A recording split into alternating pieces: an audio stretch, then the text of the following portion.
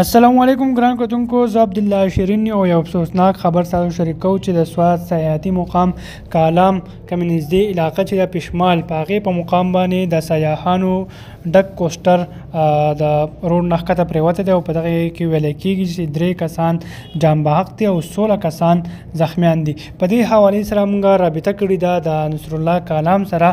د هغه نه تپوس کوو جی نصرالله دا واقعه څنګه مخې ته راغله او تازه ترین اپډیټ څه دي ستاسو سره؟ کم پیښ شوي اکسیډنټ چې دی د میلمانو کوسټر چې کوم ځای کې اکسیډنټ شوي دي، یقینا دغه ځای کې چړهایي هم دی، د ډریور غلطي هم دی، خو ورسره ان ایچ ای چې دی کم 1 میټر فوټپات دی په هغه باندې کم ګټې دي هغه هم نه صفا کوي.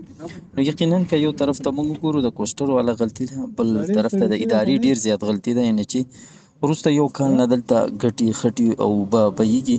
موږ ان ایچ ای ته څو ځله ریکویسټ وکړو خو چونکې هغوی موږ سره فنډ نشته او دا کار موږ نشو کولی. ستاسو په وسعت سره موږ دا ویل غواړو چې دغه کم صفایي دی د روډ بیرین نه کالام پورې دا د ښه طریقې سره وشي او خدای ناخواسته چې دین غټ مسله راپېښه نشي. ولې چې دا اوس واورو سیزن شو، هر ورځې به ګاډي سلیپ کوي، اکسیډنټ کېږي. نو ستاسو په واتساپ سره دوباره موږ د ان ایچ ای او ډي سی سی په نوټس کې راوستل غواړو چې د کالام روډ باندې تک سپیشل فوکس ورکړي. دا ټوریزم ایریا دی او دلته مشکلات ډیر زیات دي. جی بالکل ګران کتونکو، تاسو د نصرالله کالام خبرې واورېدې او دا افسوسناکه واقعه مخې ته راغلې ده. هسپتال ذرایع سره موږ هم خبرې اترې وکړې نو ویلی کېږي چې 15 کسان پکې ډېر زیات سیریس وو، هغوی سید شریف هسپتال ته ریفر کړل.